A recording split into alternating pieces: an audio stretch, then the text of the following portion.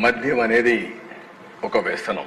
సాయంత్రం ఇంటికి పోతే శారీరక బాధలు మర్చిపోవడానికో కష్టాన్ని మర్చిపోవడానికో ఒక పెగ్గో 2 పెగ్గులు వేసుకుని పడుకుంటాడు.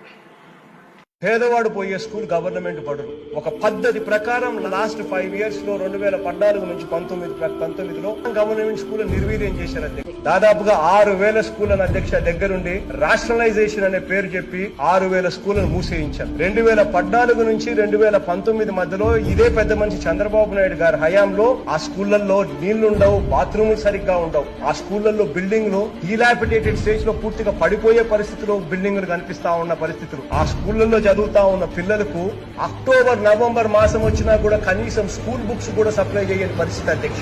మధ్యాహ్న భోజనం పెట్టే పథకానికి అధ్యక్ష సరుకుల బిల్లులు కూడా అధ్యక్ష 6 నెలల నుంచి 8 నెలల సరుకుల బిల్లులు కూడా పెండింగ్ పెట్టిన పరిస్థితులు అధ్యక్ష. మధ్యాహ్న భోజనం చేస్తా ఉన్న ఆయాల జీతాలు కూడా 1000 రూపాయలు ఇచ్చే ఆనరోరియంస్ కూడా 8 నెలల పైచిలకు పెండింగ్ పెట్టిన పరిస్థితులు కూడా ఈ పెద్ద మనిషి చంద్రబాబు నాయుడు గారి సర్కారులో చూసాం అధ్యక్ష.